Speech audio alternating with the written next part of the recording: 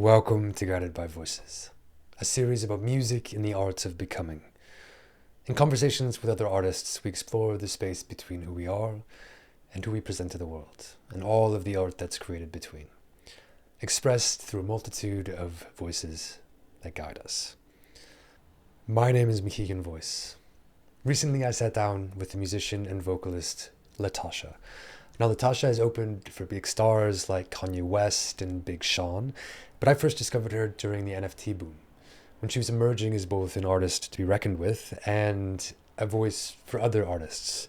She was leveraging these new tools to articulate the financial insecurity in the music industry, especially for marginalized creators. Over the past couple of years, Latashá and I have had many excellent conversations, each one illuminating and thoughtful. But of them all, this one was my favorite. We discussed everything from Broadway to shadow work, reparenting to healthcare.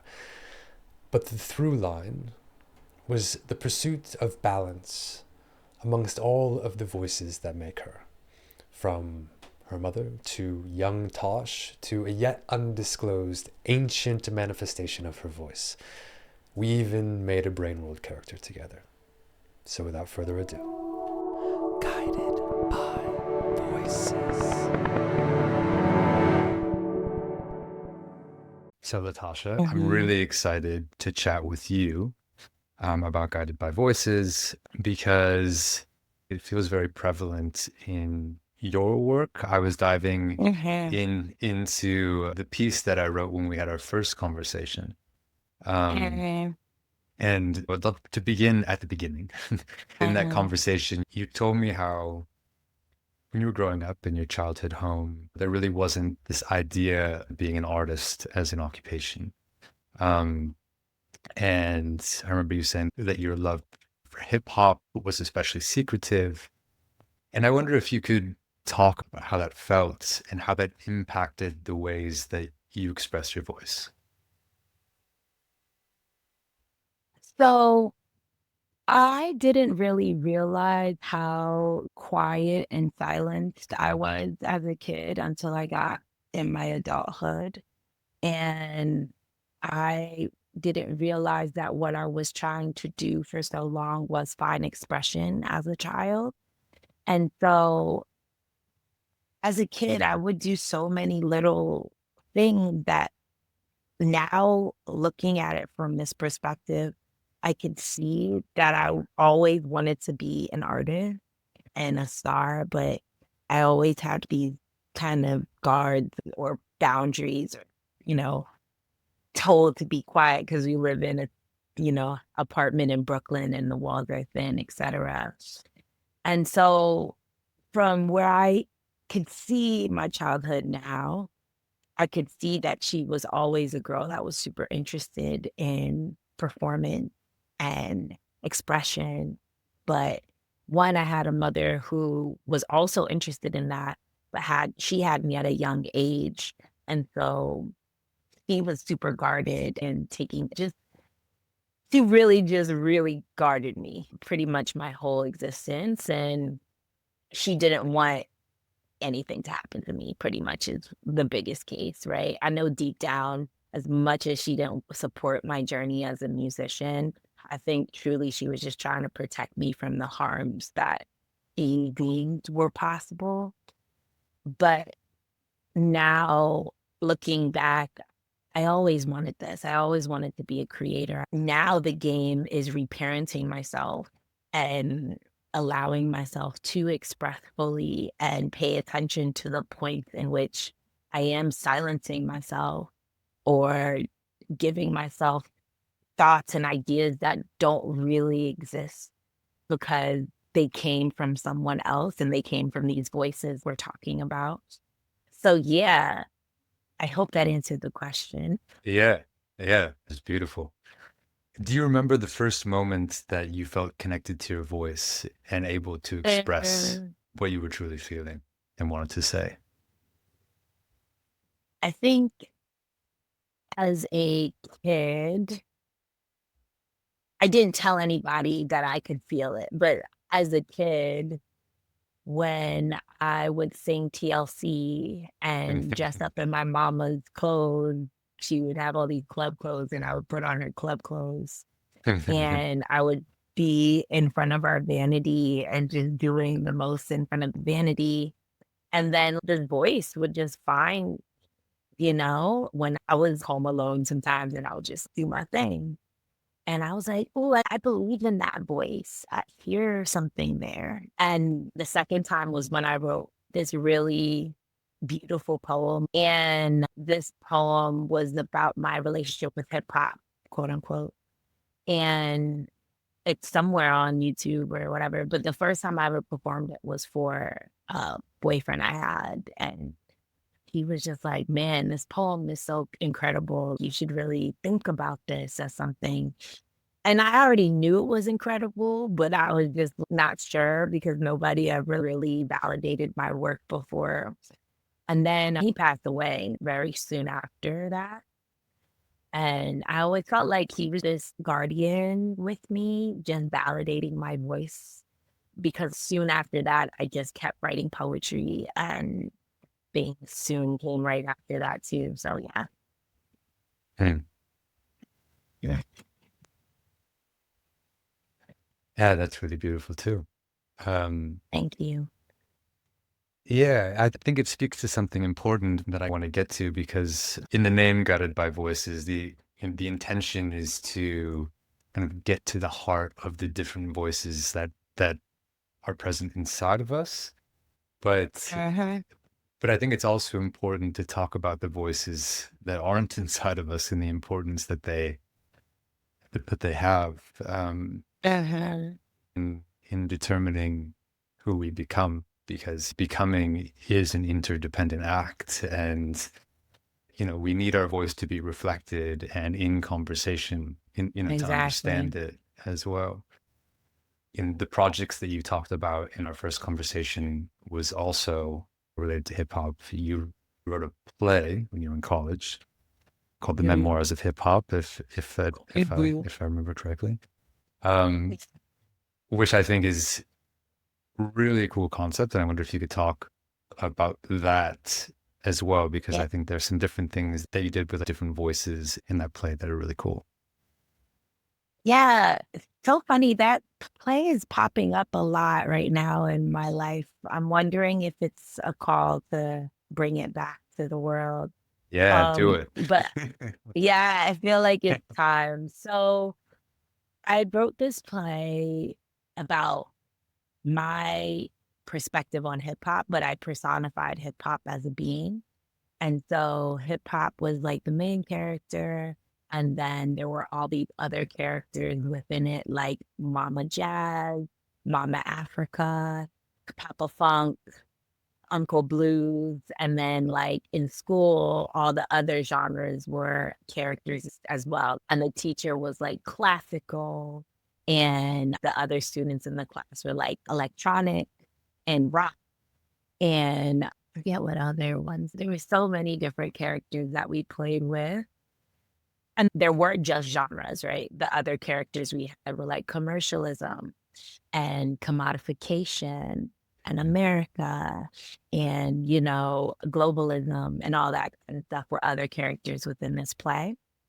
I don't want to give away the full story, but we go through this journey of hip hop becoming a star and what happens in that journey.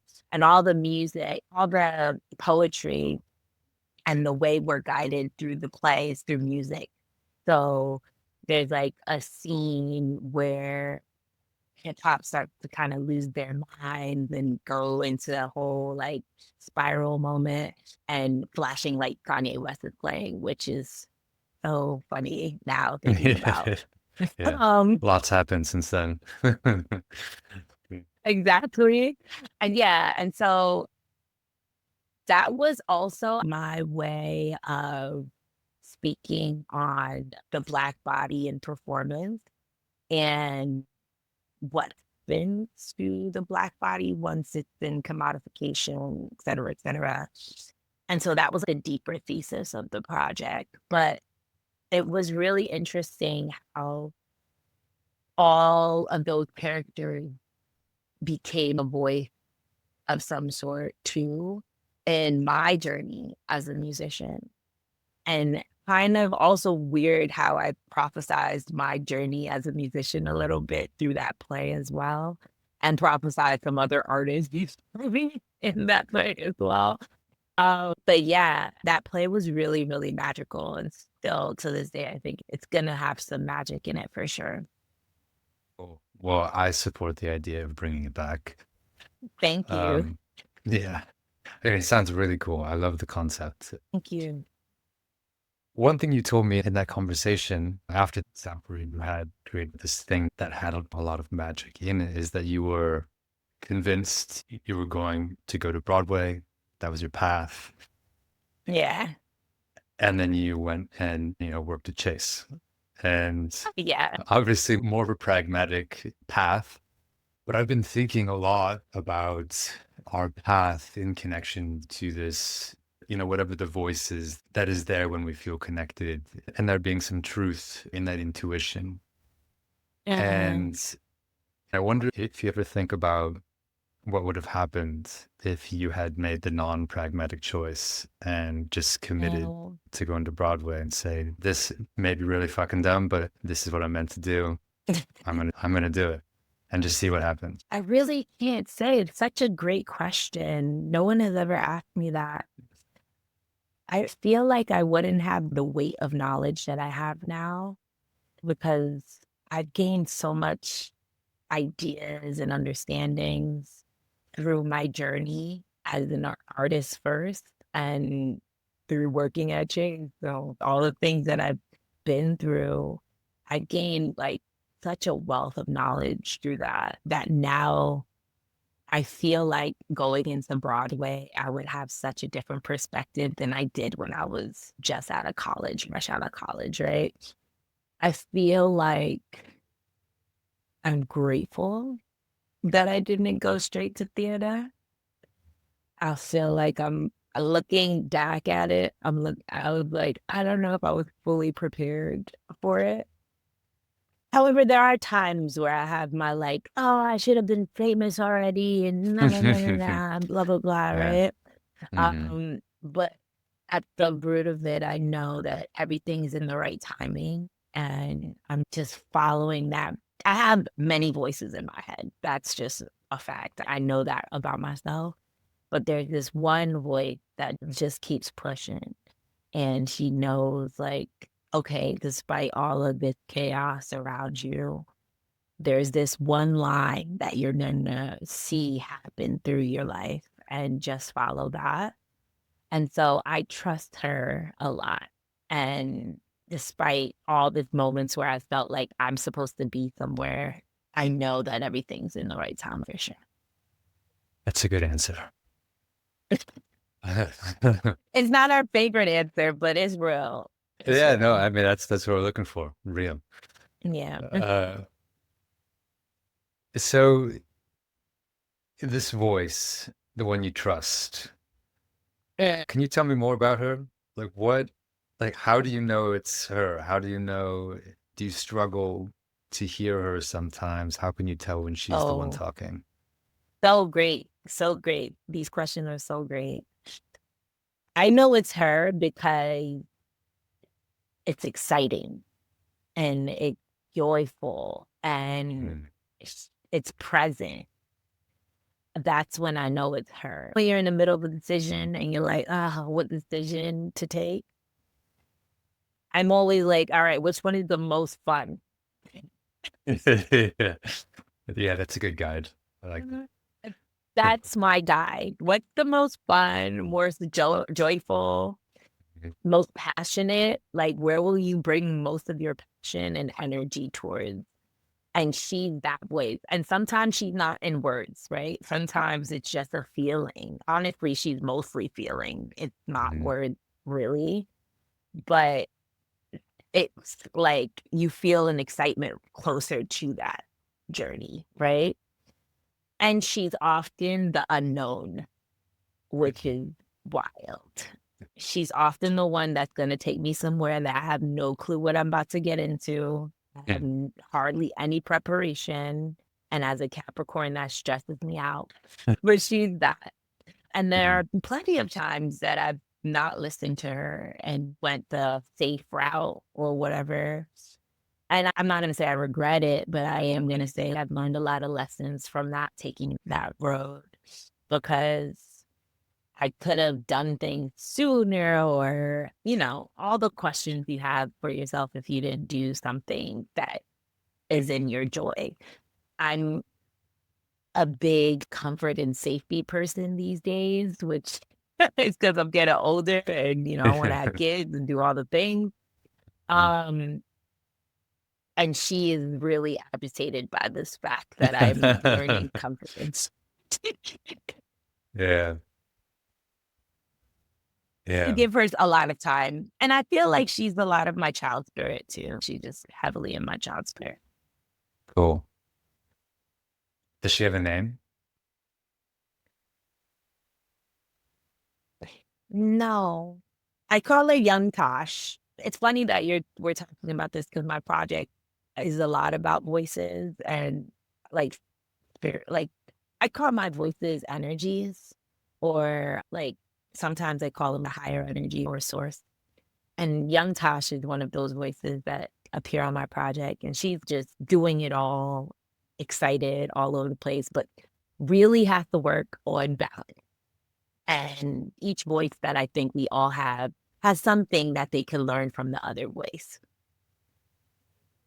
Yeah, for sure. We contain multitudes, and it's important that Exactly. those multitudes listen to one another. Exactly. When you've talked about your early music, you call it your shadow work. I guess the first time that we connected was probably in 2023. And at that point, you had said that you were tapping back into your shadow work. And I would love to hear more about that. Why is it your shadow work? How is it your shadow work? How does that manifest? Who is your shadow?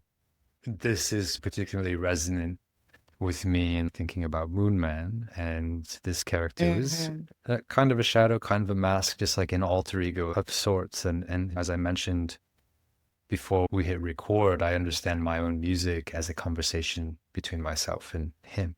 Yeah. So I wonder if you could talk about your shadow work and your shadow self and what that means. Yeah. So my shadow work is me actually unmasking, which is the irony, right? Because my character that I put in my shadow, she wears a mask, but it's actually me unmasking all the things that I hide from the world, and all the little quirks or parts of me that I'm afraid to speak on out loud, or my dramas, my theater, even like the naughty parts of Latashá that I don't let the world into, my bad behavior, my jealousies, all that lives within my shadow. And at the beginning of this year, she wanted to come out a lot, and she came out a lot in my work. And my relationship with her is one in which I allow her that space to go off in my music, because she's so ego. And sometimes I think ego thrives in music for whatever reason. So that's my healing journey with my ego. I say, okay, I'm giving you the space to go off in this music right here. But then we don't have to be that way with people. We don't have to show up in the world like this all the time. You have space to go off here and here and here. But then we're going to calm down and get back to it. And maybe that is some form of masking, but I think it's just balancing being human. Because I can't be out here with my ego all day. Like, she's a lot. I know her and she's cool, but she's a lot. That's me just figuring out balance. Yeah. I mean, that feels like a really healthy way to do it. These different voices need outlets, lest they become repressed and angry. And little monsters. Yeah. And to be real, even deeper, like when you repress those voices, they actually show up in your body as dis-ease. And so when I learned that, that's when I was like, okay, we have to find an outlet for this work because I want to be as healthy as possible. And I'm an artist and I don't have the best health insurance. My Yeah. health insurance is Yeah. in my art, you know? Beautiful. I love that one. Does she have a name? I changed her name a lot. I was calling her Shadow. That was just her name for a while. And yeah, I think I called her Shadow. I think I wrote about her on my Instagram too, but I think I just called her Shadow. I have Okay. another character that's similar to Shadow that's called Saturn, but she's more restrictive. She's like my discipline. She's like, Mm. but she does it in this egotistical way that pisses me off. And Saturn is like another form of Shadow. I really appreciate how you have these different relationships with these different parts of yourself. Thank you. Appreciate you thinking that it's a good thing because some people will think I'm completely batshit, but whatever. I'm fine with that. Yeah. Yeah, I think we all have these things. It's just like, how in touch are you with these different voices and how well do you know different characters inside yourself, right?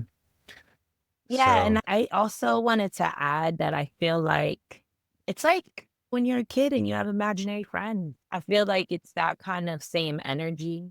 We just transform them into these voices in our head, but it's honestly probably the same thing. yeah. Yeah, it's a good point. I like that. So you mentioned that Young Tash especially has been pretty present in your recent work. I wonder if you could talk the work that you're doing right now. So the work that I'm doing right now that I have an upcoming album for, Young Tash has been looking at all the versions of herself a lot and just trying to calibrate and figure out oneness with them more. I loved how I'm talking about it in third person, but I think she has gotten tired of so many voices. And she's like, okay, what do I keep and what do I let go of? And what parts of me do I want Latashá to anchor in more? And so we've been in that work a lot.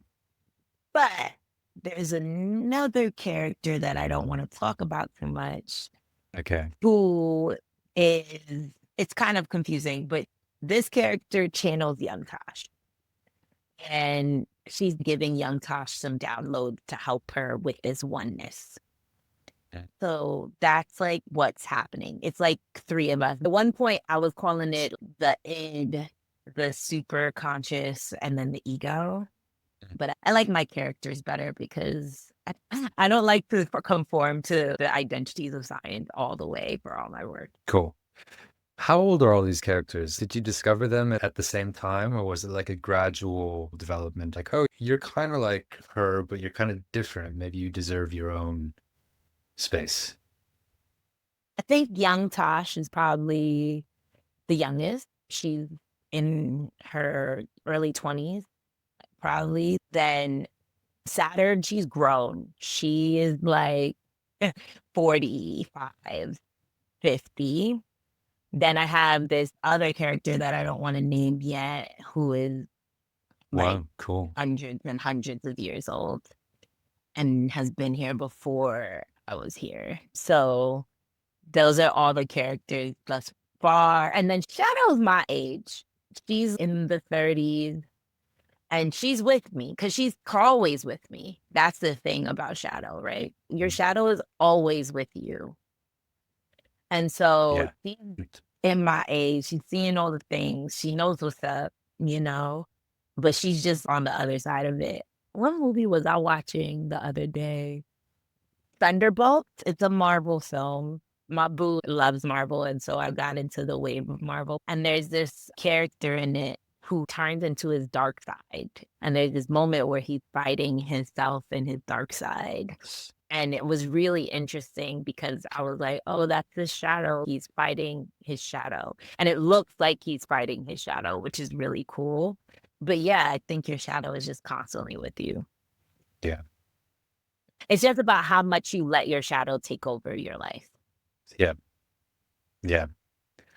Which can be easy to do. I wonder if you could talk, because I know you've spent a lot of time with like manifestation, Mhm. and that has yielded some pretty cool moments of the universe conspiring in your favor. Like the poet discovering your music and helping Mhm. you pursue that path. I think you've even shared others with me. And within the context of like, I want to make shit happen, which voice is present when you really believe something is going to happen? How are these things connected? Oh, such a great question. It starts with Young Tash. She is excited for an idea to be present and she will figure out how to get it done. Then it goes to Shadow because Shadow be hating and will be like, I can't, Mm. we not doing that. We not doing that, right? Or just hating on it. And then it goes back to Young Tosh who filters Shadow's ideas. And then I think it goes to that other character, the 100 years old character. Honestly, no. I rewind. It starts with the 100 years old character. And then it goes to Young Tosh. And then Shadow tries to disrupt whatever Young Tosh is bringing forward. Then it turns into another character that I don't really have a name for her, but she's more of a blend of Young Tosh and my present self. And she is an optimist, but also knows how to detach really well. So when we have an idea, she'll be like, okay, we have this idea. Let's put some action towards it. And now let's detach. And she's the go-getter. She's like the real one to me. I just don't have a name for her. But she knows how to do actions and detach from the win of it. Me and her have been having problems because I've been having a lot of issues with detachment. And I've been really practicing detachment and rest. And so I'm excited about seeing whatever that's going to bring forward. Because to me, manifestation now, which I didn't have this idea before, but manifestation is the act of not caring if it happens or if it does happen or if it doesn't happen. That's true manifestation. Yeah, Yeah. that's the hard part. It's hard not to care Yes. one way or the other. And you just got to feel like it's already done, honestly. Mm. And I think that character, she already feels like, oh, yeah, we already finished this thing. Mm. Cool. Yeah, that's a powerful space. I just had an idea of an experiment that I'd to try. For context, because you're saying a lot of things that are really reflective of a lot of the work that I've done with my own music and art. When I discovered Moon Man, through journaling, going through therapy, just really trying to understand where I started, he ended, and vice versa. And in that process, I really got to know him, and then other characters emerged, kind of as you're saying, and then a storytelling container emerged for them. And then a friend of mine recognized that this idea of the mask and many characters is a pretty universal experience, and perhaps bringing that into a live music space could be really powerful. So what I have been doing in my live performances is rooting it in my story of having a stutter, losing trust in my voice. And as I perform, invite people to reflect on how this idea shows up in their lives, by writing, by drawing, however they'd like to do it. And then at the end of that, I take all of these different expressions and reflections that people have expressed and then collate them and then collectively turn them into a character that inhabits this kind of storytelling container. So it's like a representation of this moment that we all shared and hopefully healed a bit, got to know ourselves better, heard a new voice. And I thought, well, maybe there's something to that in this conversation as well. When we're talking about this, and I wonder, not to put you on the spot, but I think it'd be cool if you were willing to take a moment Mm, and take a breath, close your eyes, whatever you like, and see who's speaking to you right now. Describe mm. who they are, what they look like. Feel free to give them a name. Maybe it's one of your existing characters. And what do they want to say?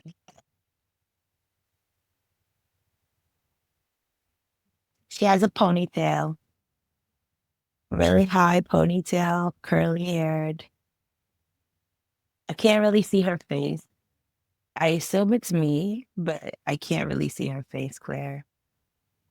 And she keeps saying, "This is so cool. This is so cool. This is so cool." And there is another voice. I don't know if it's her. And then she's saying, "We gotta go, we gotta go, we gotta go, we gotta go, we gotta go, we gotta go, we gotta go, we gotta go, we gotta go, we gotta go." But the other one is really louder than her. And she's saying, "This is so cool. This is so cool. I'm so happy." Which is really awesome. Yeah, those are the two voices I have right now. Cool. I don't know if that was helpful. Yeah. No, I mean, this is just an experiment. And yeah, it seems like there's a lot of energy in there right now. It's Yeah. great. In the morning, I'm really energetic. So in the morning, I'm like, yeah, let's do this. And I'm out of nowhere became a morning person in LA. Wow. So here we are. But I think she's excited to be talking about voices and expressing, because I think it's something we talk about mostly in the work and the art and stuff, but not really out here like in an interview form. So she's really excited. And then the other one, I had a very busy day. And so the other one's just like, let's go, let's go, let's go, let's go, let's go. So Well, I'm happy to help grant that one's wish as well. that, I wonder if we could end just if you have for any artist out there who is struggling to express the voice that they need to express, and for whatever reason are of the mind that it is not worthy of being heard yeah, in its full yeah. voice. What words of wisdom do you have for them? I would say get a piece of paper and allow yourself to write down whatever that voice is saying to you. If it's a voice of struggle, if it's a voice of pain, whatever it is, just write it all out, because it will allow you to separate that voice from you for a second and see it. And then you could do what you're doing, which is create a character for it and know that it's not fully you. It's just a piece of you, right?